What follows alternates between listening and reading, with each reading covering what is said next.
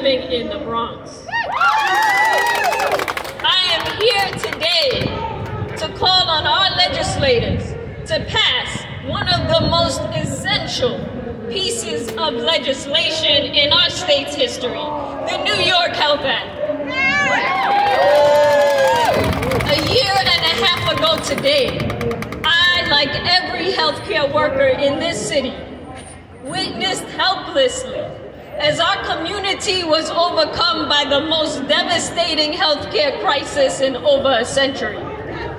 Our hospitals overwhelmed, our clinics shut down, and our people dying before our eyes. In that moment, I felt like our healthcare system, already broken before a pandemic came to this city, was crumbling right in front of us.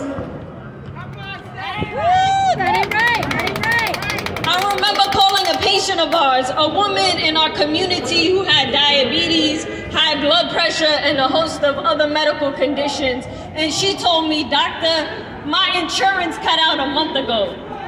I haven't been able to get any of my medicines. I don't know what to do." Left untreated, her diabetes was getting worse, and she was getting sicker by the day. How can we, as a society, tolerate this? How can we tolerate cutting off access to healthcare in the middle of a pandemic, or any time for that matter? I don't choose to live in that world.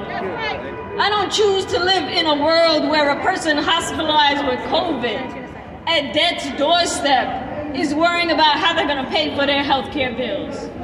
I don't choose to live in that world.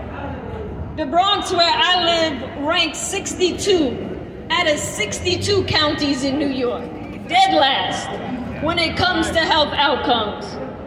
We also have one of the highest combined uninsured rates and unemployment rates in the city.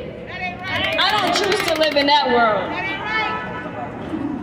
I don't choose to live in a world where my loved one with Medicaid is denied access to a healthcare facility because their insurance is not accepted.